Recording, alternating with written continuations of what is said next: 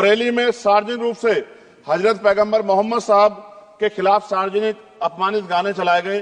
क्या सर मुसलमानों की धार्मिक आस्था का सम्मान नहीं होना चाहिए?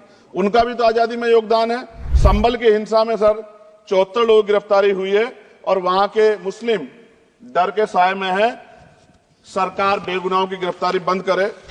इस देश से दलितों, मुसलमानों, पिछड़ों, आदिवासियों को निकाल देना चाहती है सरकार। जिस तरह से उनके अधिकारों को, स्कॉलरशिप को, उनकी पढ़ाई को, हेल्थ सिस्टम में कोई पैसा नहीं खर्च हो रहा है, क्या उनको निकाल के इस देश को ऐसा देश बनाना चाहते हैं जहां कुछ ही धर्म के लोग रहेंगे? सर मैं ये कहना चाहता हूं, देश सबका है और अगर सरकार ये तय करके बैठ गई कि वो दलितों, मुसलमानों को, पिछड़ों को, आदिवासियों को निकाल देगी, तो सर ये संभव नहीं। इतनी बड़ी आबादी है, हम अम्बेडकरवादी लोग उनके पक्ष में खड़े हैं क्योंकि हमने शपथ ली है कि हम हर व्यक्ति का संरक्षण करेंगे। और मैं आपके माध्यम से सरकार को चेतावनी के तौर पर कहना चाहता हूं, सरकार अपनी इस आदत में सुधार करे वरना इसके परिणाम सड़कों में बहुत भारी होंगे। मैं जातिगत जनगणना से शुरुआत करूंगा जिसकी देश को जरूरत है, क्योंकि जनगणना होगी तो आंकड़े आएंगे तो जो बजट दिया जा रहा है वो सही तरह से लोगों तक पहुंच पाएगा, उस बजट का लोगों को फायदा होगा। दूसरी बात, अयोध्या में 3 दिन तक पुलिस ने कार्रवाई नहीं की, इसका खामियाजा एक बेटी को अन्याय के रूप में उठाना पड़ा और मुख्यमंत्री जी यहां खड़े होकर राजनीतिक स्पीच में उस बेटी के अपमान का तमाशा बना रहे थे। ये बहुत दुखदाई है।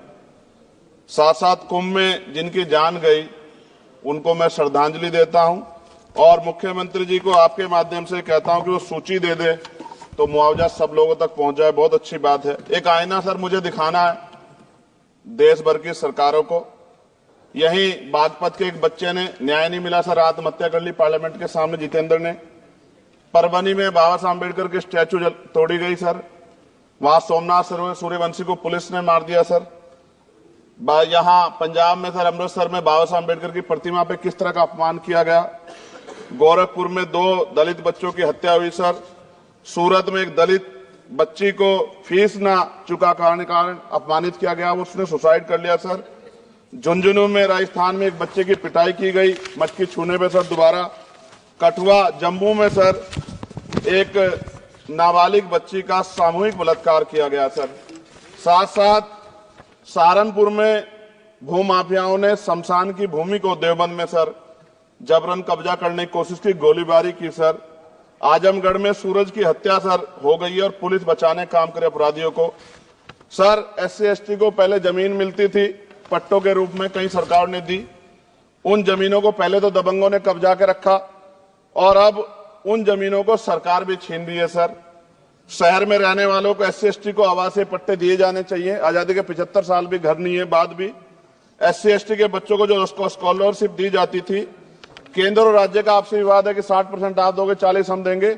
इस चक्कर में कई बार स्कॉलरशिप सब नहीं समय पहुंचती, मानसिक प्रताड़ना होती है, स्कूल परेशान करते हैं, कॉलेज। इसलिए मेरी राय है सर कि 0 बैलेंस पे